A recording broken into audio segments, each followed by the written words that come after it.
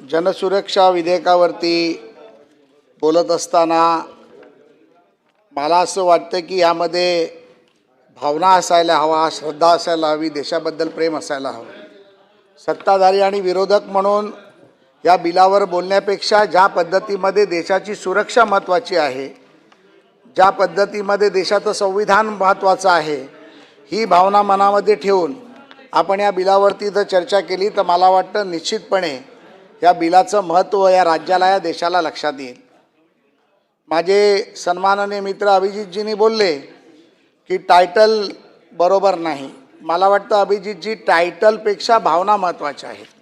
त्यामुळे मी म्हटलं की हे बिल हे देशासाठी आहे, बिल संविधानासाठी आहे, बिल राज्यासाठी आहे.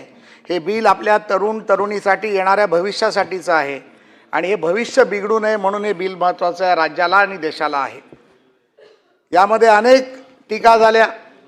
सन्माननीय अनिल परब साहेब आमचे मित्र, त्यांनी बोलले, सचिन भाऊनी थोडं चांगलं बोलले, थोडं वाईट बोलले, काही विषय त्यांनी समोर मांडले.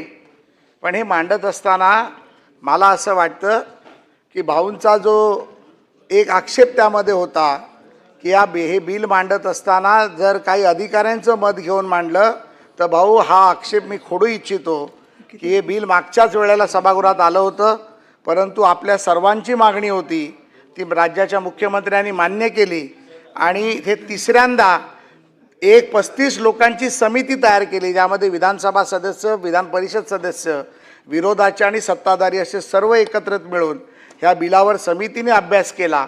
जवळजवळ 12,000 लोकांच्या त्याच्यामध्ये ऑब्जेक्शन सजेशन्स आले आणि त्यानंतर हे बिल आज सभागृहापुढे काल विधानसभेत राज्याच्या माननीय मुख्यमंत्र्यांनी मांडलं. आणि विधानसभेत मांडत असताना मला वाटतं की विरोधी पक्षाच्या लोकांनी जर कदाचित माननीय राज्याच्या मुख्यमंत्र्यांनी दिलेलं स्पष्टीकरण, केलेलं भाषण आणि जे मुद्दे मांडले ते मुद्दे खोडले आहेत, ते जर केलं असतं तर कदाचित हे बिल आज विधान परिषदेमध्ये चर्चेला झालं नसतं आणि एकमताने आम्ही ते पास करू शकलो असतो. त्यामुळे ह्या बिलाच्या बाबतीत बोलायचं झालं तर जसं सन्माननीय मुख्यमंत्र्यांनी सांगितलं की एकंदरीत 66 संघटना आहेत, त्यापैकी 6 संघटना या अतिशय देशविद्रोहीपणा प्रकाराने काम करत आहेत. आणि आम्ही हे पाहिलं. माझ्या मित्र, पुन्हा एकदा मी अभिजितचं नाव घेतो, अभिजितनी पुन्हा एकदा म्हटलं की नेरेटिव्ह सेट करण्याचं आम्ही काम करतो. निवडणुकामध्ये आम्ही नेरेटिव्ह सेट केला. मला एक गोष्ट अभिजितजी आपल्याला फार सन्मानपूर्वक सांगावीशी वाटते. मला यामध्ये कोणाचा अपमान करायचा नाही आहे, परंतु भारत जोडो यात्रा ज्या वेळेला झाली तेव्हा किती संघटना देशभरातून अशा प्रकारच्या यामध्ये जोडल्या गेल्या होत्या, याची माहिती आपण जर इंटेलिजन्सकडनं किंवा IB कडनं घेतली तर तुम्हाला लक्षात येईल की मी जे म्हणत होतो ते कदाचित चुकीचं होतं.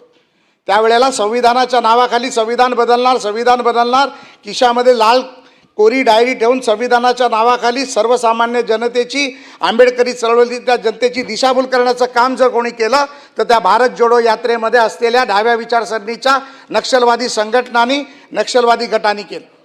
त्यामुळे गावागावामध्ये जाऊन बैठका घेऊन दलित चळवळीच्या लोकांना गुमराह करून या देशामध्ये मोदी जर पुन्हा निवडून आले तर देशाचं संविधान बदलून टाकतील, संविधान घालून टाकतील, अशा प्रकारची भूमिका केली. आणि आमचे गरीब भारतातले जनता आणि गरीब आंबेडकरी चळवळीतली जनता त्याला बोलली आणि ते तुमच्या मागे उभं राहण्याचा प्रयत्न केला. हा नक्षलवाद होता. सभापती महोदय, या माध्यमातून मग दंगली घडवायच्या, या माध्यमातून छोट्या मोठ्या गोष्टी करायच्या. सन्माननीय माझे मित्र प्रवीण दरेकरांनी या गोष्टी सांगितल्या की एखाद्या मोर्चामध्ये घुसायचं, त्या मोर्चामध्ये घुसल्यानंतर त्या मोर्चाला काळा डाग कसा लागेल याचा प्रयत्न करायचा. आज सभागृहामध्ये सन्माननीय माजी मुख्यमंत्री आता नाही आहेत, ते गेले, नाही तर मला त्यांना देखील सांगायचं होतं की ज्या कैलासवासी शिवसेना प्रमुखांनी शिवसेना बनवली, या विचारधारेला मारूनच ही शिवसेना बनली. आम्ही पण लालबाग परळमध्ये लहानाचे मोठे झालो. सचिन भाऊंना माहिती आहे, आम्ही सचिन भाऊ एकत्र नसलं पाहिजे असं नाही. विचारधारा मारून म्हटलं तर चुकीचं काय म्हटलंय? माझं चुकीचं काय? मी याच्यामध्ये स्पष्टीकरण अजून पुढे जाऊन देऊ शकतो, अजून पुढे जाऊन देऊ शकतो स्पष्टीकरण. तुम्हाला मान्य आहे का सभापती महोदय? मारून म्हणजे काय म्हणायचं? हा, मारून म्हणजे विचारधारा पराभूत करू असं म्हणायचं त्यांना. मारून सभापती महोदय, अनिल परब मला साथ देतील याच्यामध्ये. सभापती महोदय नाही पराभूत करून म्हणायचं ना तुम्हाला. सभापती महोदय पण मारून बोलले. मारून बोललो तर काय चुकीचं आहे? विचार सभापती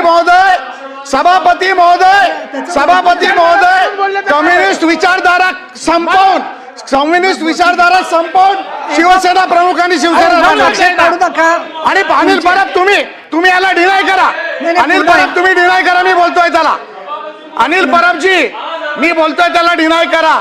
कम्युनिस्ट विचारधारा संपवून एक मिनिट विचारधारा एक मिनिट संपवून जरा खाली बसा सगळे. विचारधारा सगळे मी उभी आहे खाली बसा. पण ही तुमची पद्धत आहे का? तुम्ही खाली बसा बरं आधी. दानवे साहेब खाली बसा.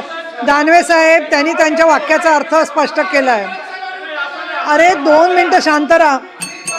प्रसाद लाड अंबादास दानवे प्रसाद लाड यांनी त्यांच्या बोलण्याचा अर्थ स्पष्ट केला की पराभूत करून शब्द त्यांनी बदलला तो. मग त्यांनी पराभूत करून तुम्हाला तुमची भाषण झाल्यावर तुम्ही असाच गोंधळ करणार आहात का? नाही असं चालणार नाही. प्रसाद लाड त्यांचं ऐकून घ्या ना तुम्ही. त्यांनी शब्द नाही ऐकून घेणार नाही म्हणजे काय? तुम्ही ऐकून घ्या ना. तुमची भाषण झाली आता सगळ्यांची त्याच्यानंतर तुम्ही आरडाओरडा करणार का? असं नाही बरोबर. अरे बाबा त्यांनी वाक्य सांगितलं उलगडून स्वतःचं. मी परत रेकॉर्डसाठी सांगते की आम्ही त्यांना पराभूत करून असं शब्द. मग काय बोललात काय तुम्ही? विचार संपवले. त्यांना बोलायचा अधिकार आहे ना. हे पहा मारणं हा शब्द काही असंसदीय नाहीये. मारणं हा शब्द काही असंसदीय नाही. प्रसादजी तुम्ही बोला. तुम्ही चालू संपवली आहे. सभापती महोदय ही विचारधारा संपवली आहे. ही विचारधारा संपवून शिवसेना स्थापन झाली. आता विचाराची 1966चा इतिहास काढा. सभापती महोदय 1966चा इतिहास काढा. नक्षलवादी विचारधारा संपवण्याचा कार्य शिवसेना प्रमुखांनी केला.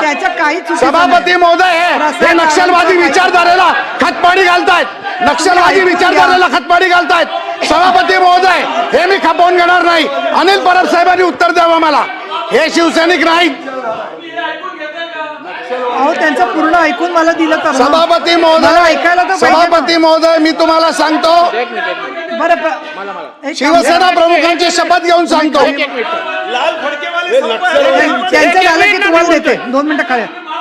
सभापती नाही अनिल परब साहेब तुम्ही सांगा. बोलले नाही त्यांनी त्यांचे विचार मांडलेत ना. तुम्ही उगाच आरडाओरडा काय करता? काय चाललंय? पण मध्येच असा आक्षेप घ्यायची पद्धत नाहीये.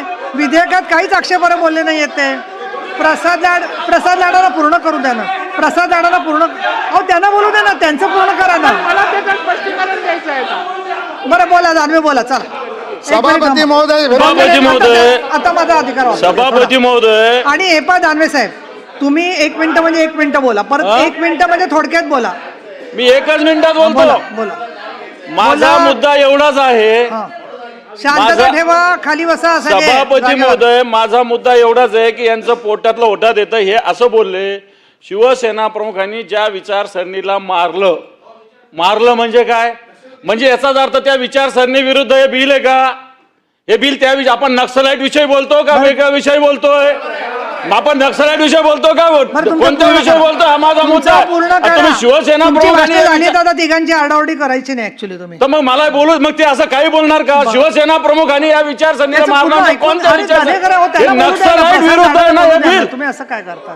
बरं झालं का दानवे साहेब तुमचा नक्सलाइट विरुद्ध बिल दानवे साहेब तुमचा आक्षेप सभापती महोदय हे बिल कशा विरुद्ध आहे? नक्षलवादाविरुद्ध आहे. हे नक्षलवादाविरुद्ध हे कसं बोलतात? बरं ठीक आहे. नाही चला आमचा या बिलाला सभापती महोदय विरोध आहे. आमचा विरोध आहे या सगळ्याला. आमचा विरोध याला. मी 10 मिनिटासाठी सभागृह स्थगित करते. 10 मिनिटासाठी कामकाज थांबवलंय.